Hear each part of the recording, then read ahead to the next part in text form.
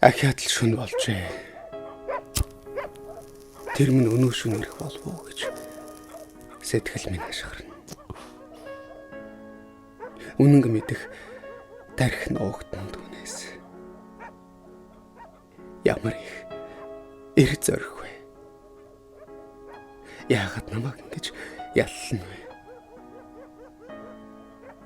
Юунд өөрийгөө болшлно вэ? Яасан их таниглал вэ?